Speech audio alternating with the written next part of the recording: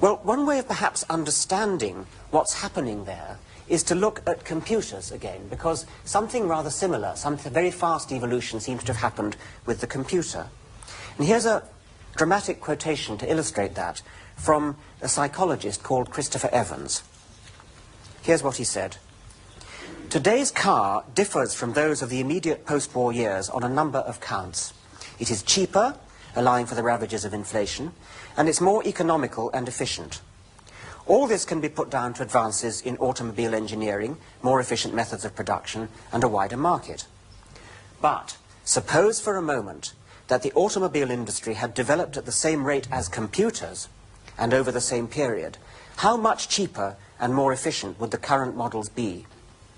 If you have not already heard the analogy, the answer is shattering. Today, you would be able to buy a Rolls-Royce for £1.35.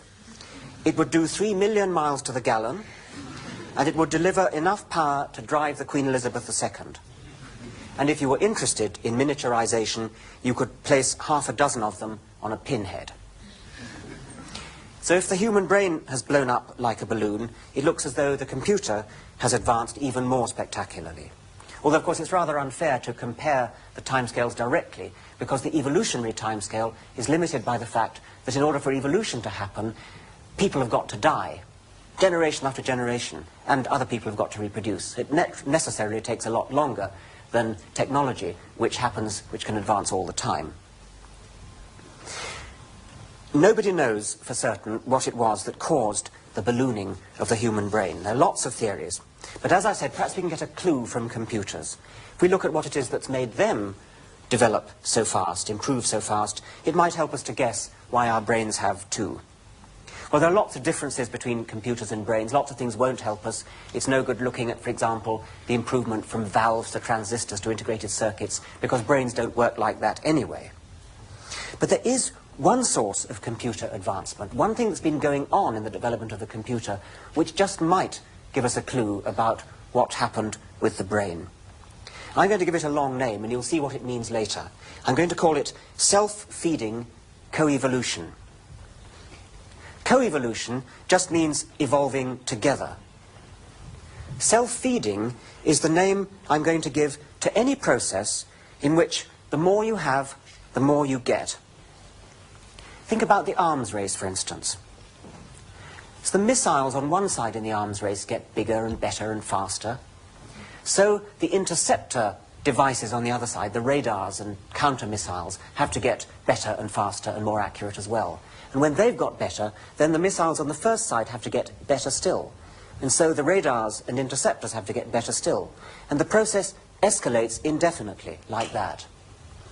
I call it self-feeding because there is a sense in which improvements in the original radars directly necessitate later improvements in the same radar, even though it's going via the loop of making the radars on the other side get better. So the more you have, the more you need, the more you get. Arms races happen in evolution as well. Here's a peregrine falcon, which is flying along, beautiful piece of flying machinery, and soon it's going to see some prey, which it's going to dive to attack. Here it is, the wings go in, it screams down at nearly 100 miles an hour on its prey, which in this case happens to be a duck, also flying very, very fast. The duck's flying fast, there it comes.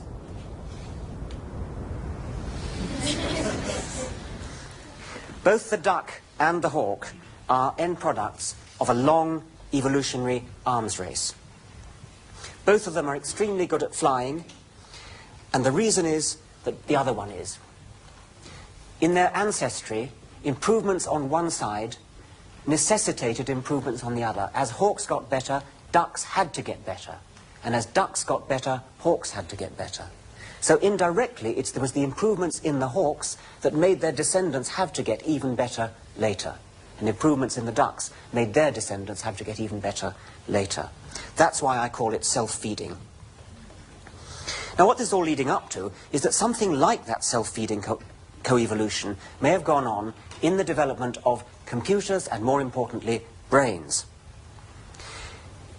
In computers, both hardware and software co-evolve. Hardware means the physical bits like this, things you can touch and feel. Software means programs, and improvements in both are important. Here's a very simple piece of hardware, the mouse. It's just a ball and socket, ball there in a socket, and as you move it around, you see a little pointer moving around on the screen.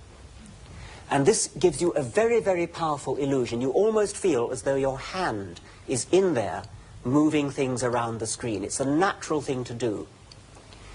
In the bad old days of computing, if you wanted to do something like throw away a file, then you had to go to the keyboard and you had to type some ridiculous rigmarole, like delete, mider, baslib, codswood, text, all sorts of stuff like that. If you made a mistake, you had to correct it, and you usually did make a mistake. You nearly always forgot what the command was anyway. Nowadays, all you have to do, if you want a throwaway comment, is just pick it up, move it to the waste paper basket, and let go. Now we have to empty the waste paper basket, which you see is bulged, and agree to let it go, and it goes. That's just a trivial example. What's much more important is that the modern computer world is entirely dominated by using a mouse or using some kind of pointing device to quickly move things around, do things very, very naturally, as though you were moving bits of paper around on your desktop. Pick things up, move them around, make them appear, make menus appear, and so on, like that. It's all now very easy, where once upon a time you would have had to remember difficult rigmaroles to type. Now, the reason for bringing this up is that it was all triggered by an original, very simple hardware device. That in itself is trivial, there's nothing much to it, it's very easy. But what it spawned was a whole new generation of software, and software building upon other software, building upon other software, and so you build up a complete edifice of mutually working, co-evolving software. Another example of computers getting into a self-feeding spiral is the way computers themselves are designed. Modern computers are far too complicated to be designed in detail by humans. This chart here is 1/8 of the circuit diagram of this chip here. So that is one computer chip, and the circuit diagram for that computer chip is 8 times as big as what you see here. Now let's just walk around this a little bit. Each of these red marks here is one wire. Following them up round here. Let's follow these main trunks round here. Let your eye roam over this remarkable document and realize that no human could really sit down and design that. A human has the basic ideas, a human programs the computer to do it, but modern computers are very largely designed by the previous generation of computers. Modern computers are piggybacking on the back of an earlier generation of computers. Once again, we have an example of a self-feeding spiral. Early advances lead into later advances, and they go into a spiral. Well, we've seen self-feeding coevolution in the computer, and the purpose of that, of course, was to develop an analogy with the human brain. Can we see something like the same thing going on in the human brain? Well, unfortunately, unlike computers, we can't look directly at the intermediates. All that we have by way of evidence is skulls and, to a limited extent, skills. We have the outer casings, and we have, by way of software, we have the products, which is things like flint arrowheads, produced by our ancestors, and we have pictures like these two bison here, a cave painting. This is a relic of the product of an early human brain, and we have, much later, of course, we have writings like this cuneiform tablet